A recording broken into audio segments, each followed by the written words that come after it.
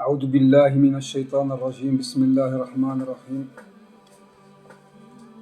الحمد لله رب العالمين والصلاة والسلام على رسول الكريم صلى الله عليه وسلم.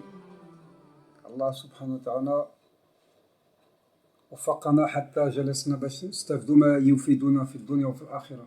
الحمد لله, Allah subhanahu wa ta'ala nous a permis donc de nous asseoir dans ce jour de ta'lim avec les enfants, alhamdulillah, pour apprendre un peu ce qui se passe autour de nous et ce qui se passe aussi dans l'actualité et aussi ce qui se passe aussi dans le monde.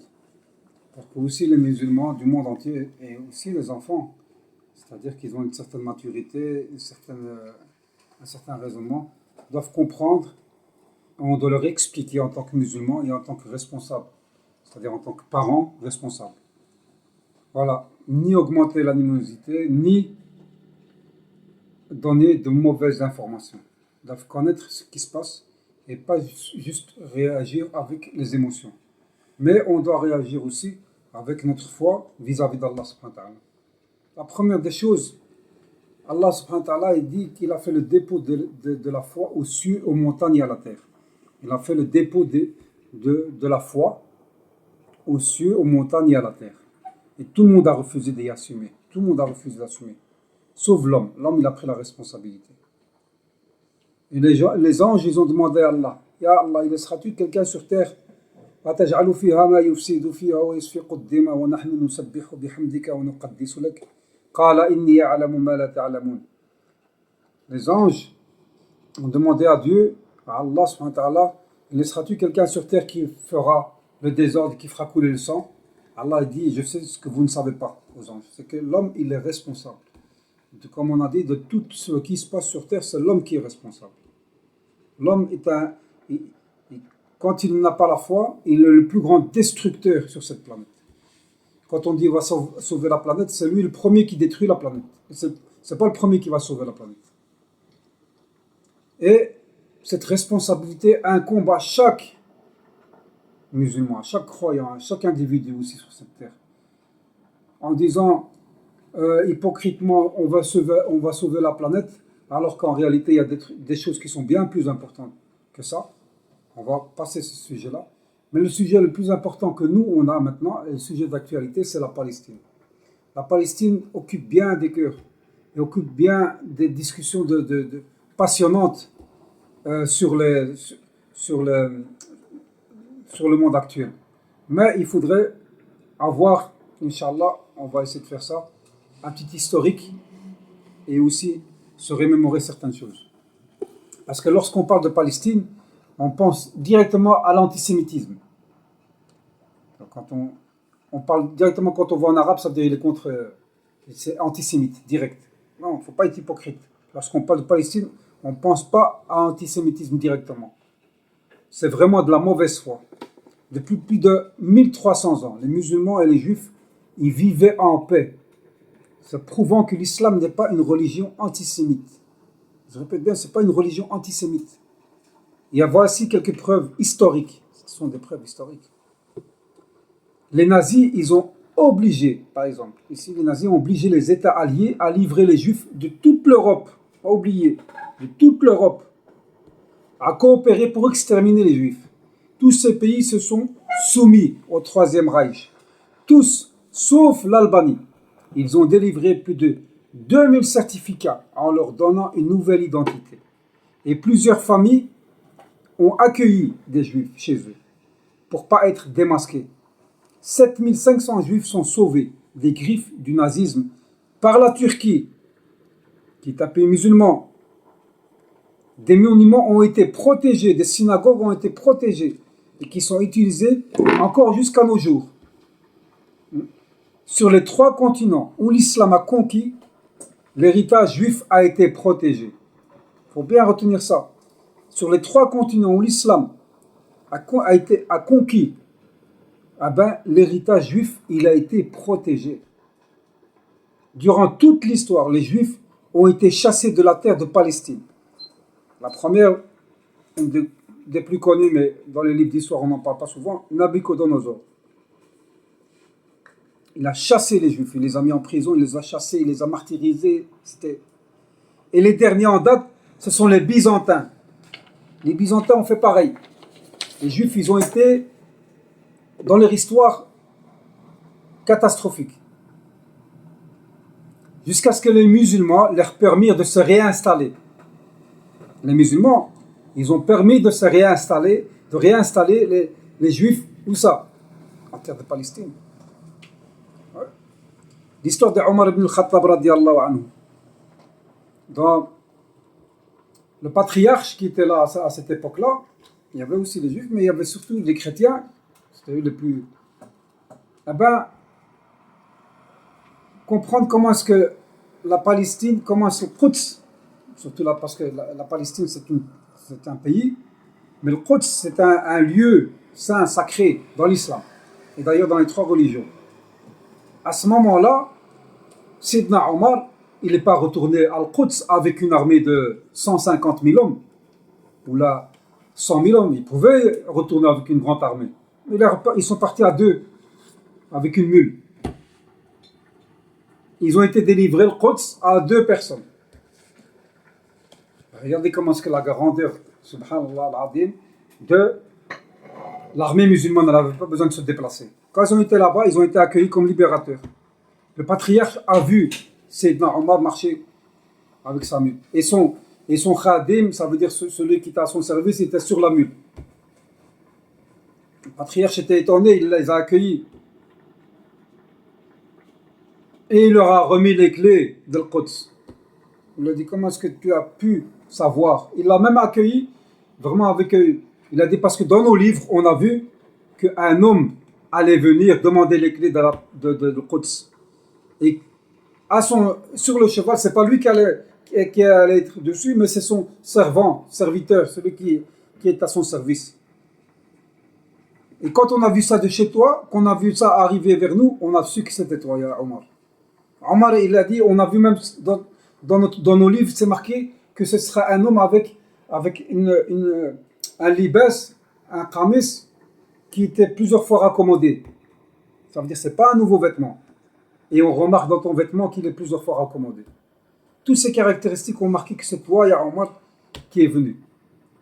Omar, quand il a reçu les clés de l'Quds,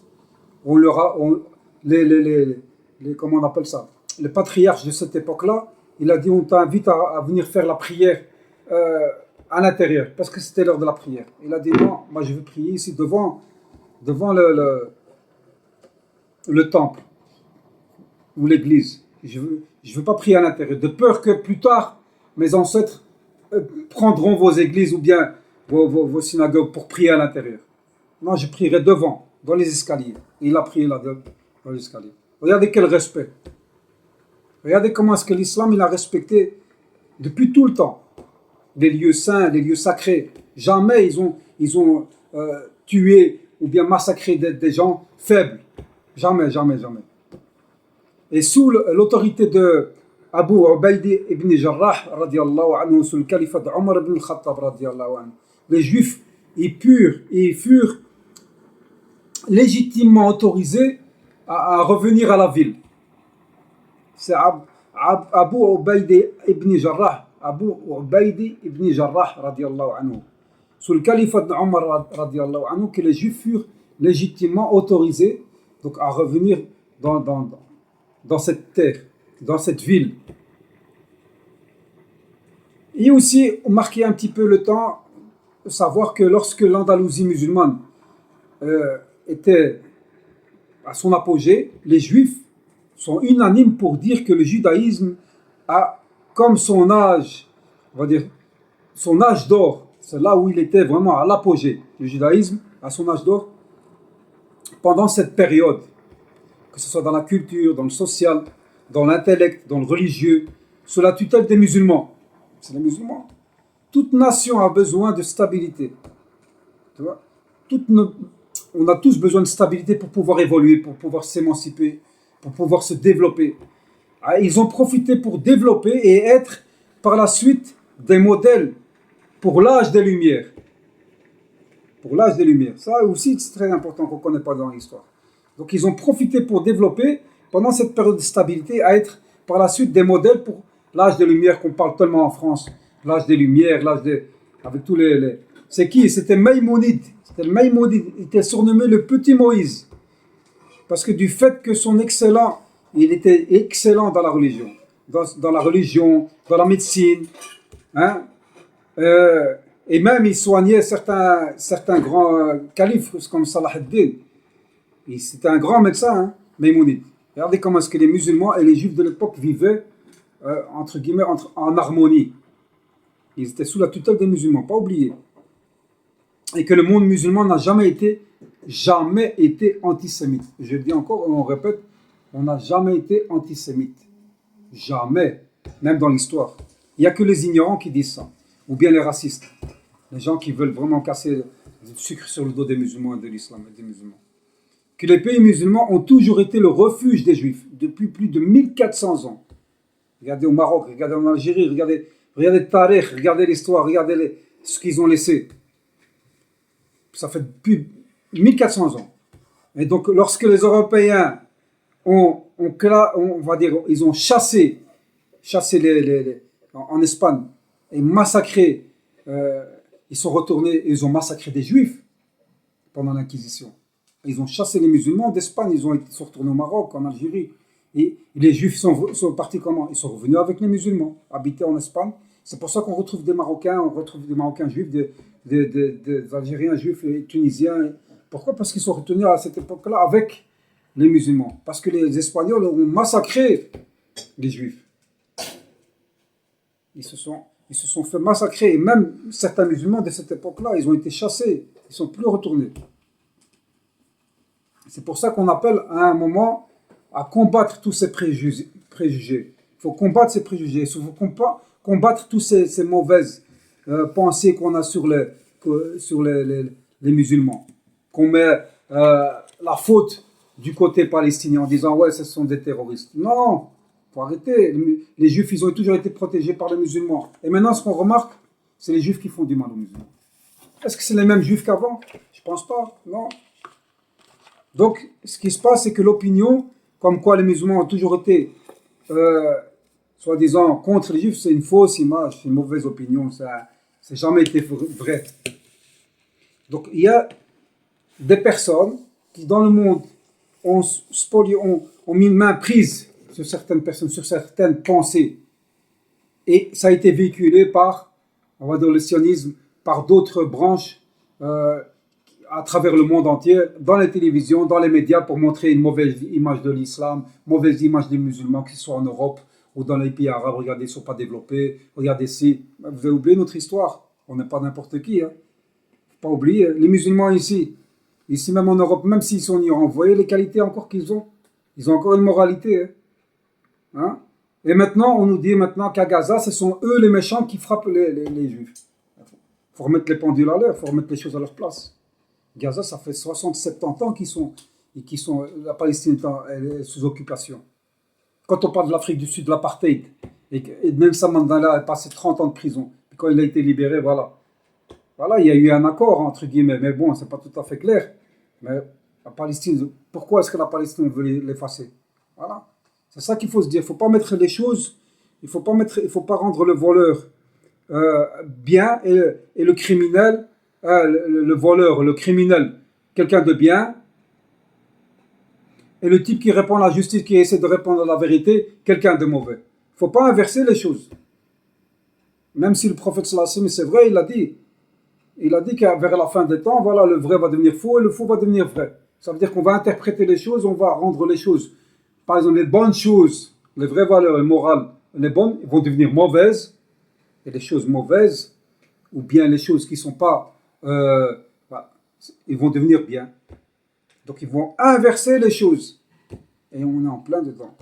C'est pour ça, frères et sœurs, il faut, Inch'Allah, avoir un esprit aussi comment, pas critique, bien sûr il faut être critique dans tout, mais ouvrir les yeux comme il faut. Les médias, il ne faut plus y croire, c'est que du mensonge. Il faut croire en quoi? Il faut croire en tes parents, croire en tes enfants, croire en la vérité, croire en des choses qui vont te permettre d'évoluer. Et l'amalgame qu'on met dans les télévisions, ça ne fait pas depuis hier. Ça fait depuis 1400 ans qu'ils ont l'amalgame. Les gens, les mécréants, ils ont toujours, les gens qui ne croient pas en Dieu, ils ont toujours été les ennemis de, de Dieu et de l'islam, entre autres. Voilà, c'est toujours comme ça, l'histoire se répète, que ce soit au temps de Moïse, au temps d'Abraham, au temps de Jésus. Voilà, toujours les gens qui étaient là, ils ont toujours été. Et nous, maintenant, on est à cette période-là. C'est pour ça, Inch'Allah, on demande à Allah subhanahu wa ta'ala qui donne la réussite, le succès, Inch'Allah, et qui secourt, Inch'Allah, tous les musulmans qui sont en Palestine. Et surtout, au Khassatan fi Gaza, pourquoi? Parce que ce sont des gens masakin aussi qui vivent comme nous, hein, qui ont aussi des enfants, qui vont à l'école, qui vont aussi au marché pour acheter, pour manger, pour boire, pour dormir. Là maintenant, il n'y a plus rien. Il n'y a plus de gaz, il n'y a plus d'eau, il n'y a plus d'électricité. Les gens, ils vivent comment? Hein? Est-ce qu'on n'a pas de cœur? Est-ce que les gens qui regardent ça, ils n'ont pas de cœur? Est-ce que quoi, ce sont des humains ou bien, comme ils disent, Netanyahu et compagnie, tous ces juifs-là, ils disaient, non, ce sont des animaux qu'on doit abattre. Hein? Comment est-ce qu'on peut accepter ça? Qu'Allah secourt les choses, qu'Allah secourt les musulmans, et qu'il secourt la vérité, et qu'il nous met parmi les gens qui croient, et qu'on meurt croyant, et qu'on sera ressuscité parmi les croyants. Amin, amin. Wa sallallahu wa sallam wa barak ala sayyidina Muhammad sallallahu alayhi wa sallam. في الأول والآخرين سبحان ربك رب العزة عما يصفون والسلام على المرسلين الحمد لله رب العالمين بارك الله فيكم